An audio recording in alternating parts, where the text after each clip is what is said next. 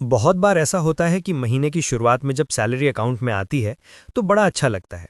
लेकिन महीने के बीच आते आते आधी से ज़्यादा रकम खर्च हो चुकी होती है और आखिरी के दिनों में फिर से टेंशन शुरू हो जाती है।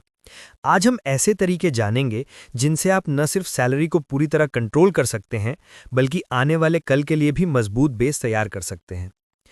पहला कदम है सैलरी आते ही उसे प्लान के हिसाब से डिवाइड करना। अक्सर एक्सपर्ट्स 50-30-20 या 30-30-30-10 जैसे रूल्स की सलाह देते हैं।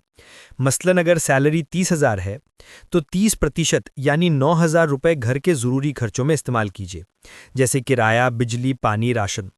दूसरा 30% यानी अगले 9,000 रुपए अन्य ज़रूरी खर्चों जैसे बच्चों की पढ़ाई, मेडिकल, ट्रांसपोर्ट आदि के लिए रखिए। तीसरा 30% भविष्य की बचत के लिए निकालिए। इसमें आप हर महीने एक तय रकम आरडी या एफडी या एसआईपी में जमा कर सकते हैं। बचे 10% यानी 3,000 रुपए अपनी इच्छा के खर्च जैसे बाहर घूमना, मूवी या शौक पूरे करने के लिए रखिए। इस तरह प्लानिंग करने से कभी आखिरी दिनों में पैसे खत्म होने का डर नहीं रहेगा। दूसरा जरूरी काम है सैलरी आते ही सेविंग की आदत डालना। कहते हैं पहले सेविंग करो फिर खर्च करो, यानी सैलरी मिलते ही न्यूनतम 20% रकम सीधे अपने सेविंग्स अकाउंट में ट्रांसफर कर दें।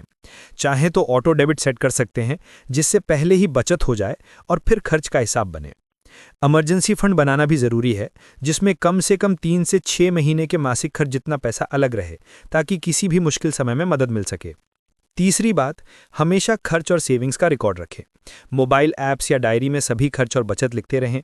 जब आप हर खर्च ट्रैक करेंगे तो खुद ब खुद गैर जरूरी खर्चों पर नियंत्रण कर पाएंगे।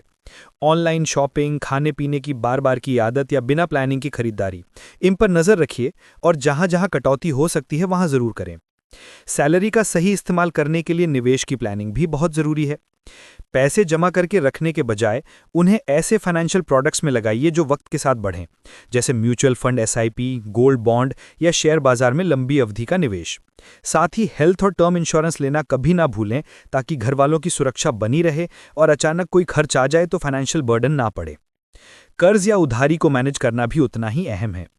अगर कोई लोन लिया है या क्रेडिट कार्ड का इस्तेमाल करते हैं तो कोशिश करें हर बिल समय पर चुका दें, ताकि फाइनेंशियली ना कोई डिफॉल्ट बने ना ही अतिरिक्त ब्याज लगे। बड़े खर्चों के लिए इमरजेंसी के बजाय बचत का पैसा या प्लान किए गए फंड का इस्तेमाल करें। अंत में, हर व्यक्ति की ज़रूरतें और लक्ष्यों के अनुसार सैलरी मैनेजमेंट की प्लानिंग करनी चाहिए। अगर घर में अन्य अर्निंग मेंबर हैं तो मिलकर संयुक्त बजट बनाएं। बच्चों को भी शुरू से पैसे की वैल्यू और बजटिंग की आदत सिखाएं।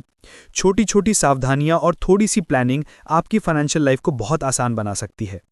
तो दोस्तों, आज से ही अपनी सैलरी को इस तरह से डिवाइड कीजिए, सेविंग्स को पहली प्राथमिकता दीजिए, खर्चों पर नजर रखें और सही जगह निवेश करना शुरू कीजिए। यकीन मानिए, कुछ ही महीनों में आप अपनी सैलरी का सही इस्तेमाल करना सीख जाएंगे और भविष्य में किसी भी आर्थिक परेशानियों से आज़ादी पा सकेंगे। आपको ये वीडियो पसंद आए तो लाइक और सब्सक्राइब जरूर करें और ऐसी जानकारी अपने परिवार और दोस्तों के साथ भी शेयर करें। धन्यवाद।